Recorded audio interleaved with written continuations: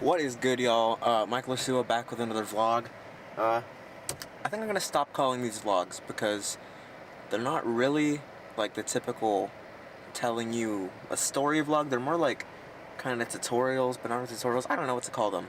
We'll figure that out as the channel goes on.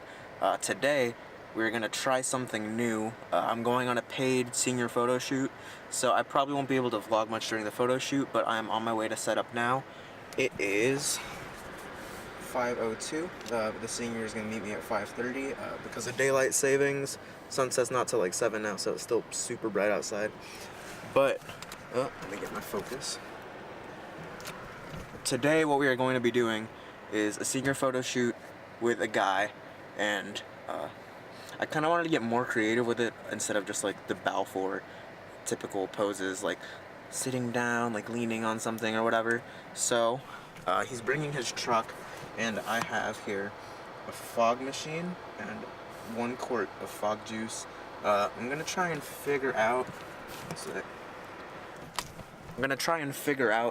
If it's even gonna work to begin with, but my plan is to kind of have him perched up on a hill with his truck, have the fog machine under his truck, and sunset in the background, like kind of going through all the fog. It's gonna be a real yee kind of photo, but I mean, we're in Texas, so what else can you expect? And we're gonna do this at Irwin Park. I'm gonna head there now, and I will catch y'all soon.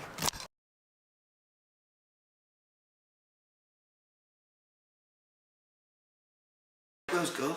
It's recording right now. Okay. What's a good intro catchphrase? What is good, y'all? Michael Ursua back with another video, and today I am joined by Jason Bondi of Build Break Repeat. So basically, the intro you guys saw earlier, the photo shoot did not work out. One, there was no outlets at that location that I could plug the fog machine into, and two, it was just windy as hell. So I want to use the fog machine because I bought it and I kind of spent like 60 bucks on it, so I kind of don't want to just leave it sitting like in my closet. And last night we made this photo on accident. Not really on accident, we just kind of filled the room with smoke and it just kind of happened. I want to recreate those photos tonight and show you all the process of doing that. And alongside that, I also want to take one with green lighting to fit my green theme for this week on my Instagram grid. Just because I haven't gone out and all the nature's still kind of dead.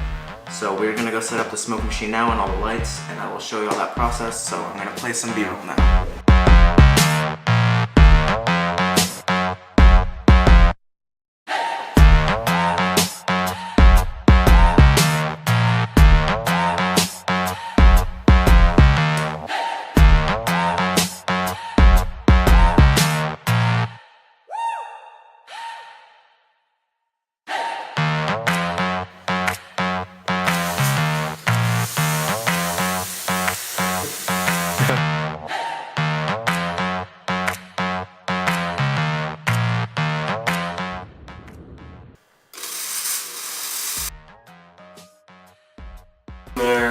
This is currently the studio.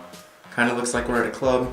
Can't really see anything. Focus. Number one problem is it's hot as hell in here right now. Yeah. And I also can't see Jason, and he's like 2 feet away from me. So, you know, y'all can kind of see him. It's a silhouette. The room is getting pretty foggy. We want to get a little more fog just so these lights look real nice. When we open up this window, I'm going to be shooting from outside. Today I'll be shooting on the 750 with the 85mm 1.8. That's my normal shooting camera and lens combo if I'm recording, which I am right now because I can't shoot and record on the same body. So we're going to continue to fill up the room with fog. I have this blue LED panel. We just put gels on it. This is how I'm going to get light on the face of Jason when I'm outside, so that we can see his face and have the studio in the backdrop. Here we go. Should we do You wanna pull up the blue on your iPhone again? Yeah. We're back. Jason had to leave. Window's still open because we have to air out the room, so it's probably gonna sound kind of rough in here. I am going to import these photos, and right now we're gonna hop into a screen recording. So, small technical difficulty. card ran out of storage. I didn't change it beforehand. So basically all I've done with this photo so far is raise my exposure, put a super slight S-curve on it, raise clarity, drop my blacks, and raise my shadows a tiny bit, as well as raising my highlights and my whites, because I kind of wanted to keep my foreground a little darker, shadowy, kind of add some mystery and keep the background really nice and bright for the nice separation. Here's the original. I don't know there. One sec. Here's the original, or this is the edit, and there's the before and after so far. That's so pretty much all I've done is I adjusted the skew of the photo, so I straightened it, brightened it up just a little bit.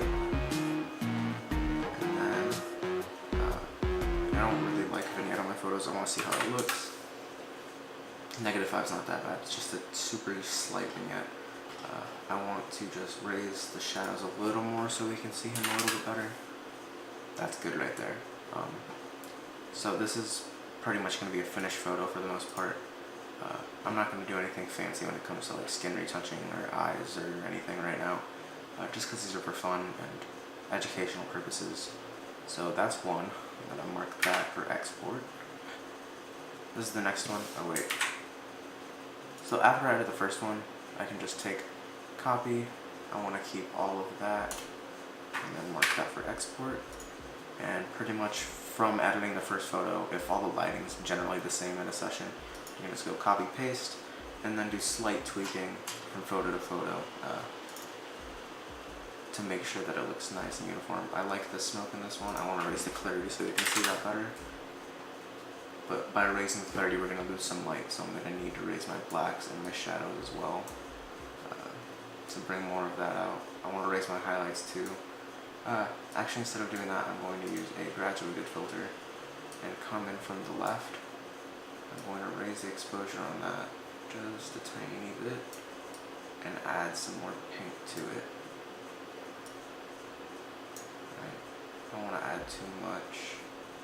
And I also going to want to, if it will cooperate with me, rotate that to come in from the top left, because I don't want to lose this blue down here in the bottom left.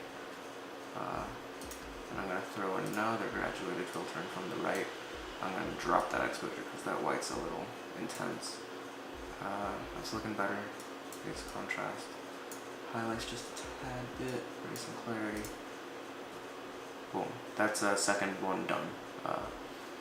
Also, for my black and white photos, I like to use punch just because I like the clarity. I lower it a little bit just because it cranks it all the way up to 40, which is kind of a lot for photos. So this one is now done. Mark for export. And I want to try out different light settings, so instead of having pink in the background, we put blue in the background and pink in the foreground. Paste that. This one's pretty rough. So you can see here, super blown out. The pink is not strong enough. Also, I had a flash running on my phone right here, just constant light. That came out really warm and kind of with a greenish tinge to it, so I don't like that. This is going to take a little bit more editing. So, I'm going to want to come in from the bottom right, kind of counteract that light. I want to just lower it in general, because I just wanted the flash on his face, which I got. But it was also in the foreground, so I'm going to use a graduated filter to get rid of that. And I'm going to throw a graduated filter coming in from the top right to mute this orange light in the background. Pretty much just dropping exposure on all of them. But on this blue one, I want to actually, that's good right there. Maybe I'll make it, I want to just brighten it up a little bit, add some more saturation. And now, we'll add another one from the bottom left. Add some, I'm going to lower the exposure actually so I can see this fog, because when it was overexposed, the fog was getting kind of washed out. You couldn't really see it. Raise the sharpness, raise the clarity so you can see that smoke. And raising clarity also adds a lot of drama to the face. So that's where that one's at now. I'm going to straighten it. Also, something I like to do on a lot of my photos, but I haven't been doing, is on my split toning. I always like to make highlights kind of like a light blue color and shadows a pink. call it the cotton candy. I don't really know why I do that. I just like the way it makes my pictures look. This one's pretty good for the most part. I want to drop the exposure just a tiny bit more, but not too much because now it's getting too dark. I'm going to throw a graduated filter going from the bottom up to his face. Keep the exposure the same, but raise the shadows so you see him a little better. There we go. Cool. This one is done. Alright. Copy paste. This one is rough because I got a lot closer, so we lost a lot of that light. So I'm going to have to definitely raise my shadows in this one. Bow my darks and my S-curve up a little bit. I'm liking the exposure on this face right now. I think it's pretty good. So what I'm going to do is throw some graduated filters on it so that we kind of keep the background where it's at. We're going to lose a little bit of the color in the background, but that's fine. Because the purpose of these is to see his face. That's why I got closer as opposed to the other ones where it was more of a silhouette with a cool backdrop. So that's good. I'm gonna go back to this filter. Which one is this? This one on the right? No, I don't want this one. I'm gonna lower it so we get more of that blue back.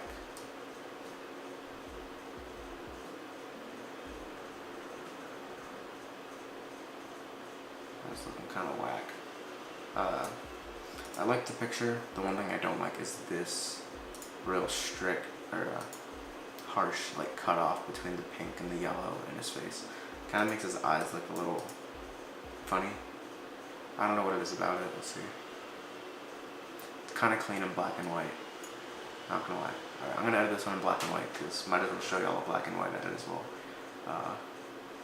I'm liking this. I'm gonna raise the black so you can see his face a little better.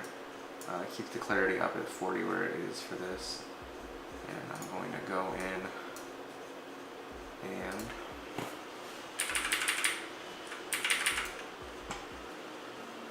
take out some of these blemishes.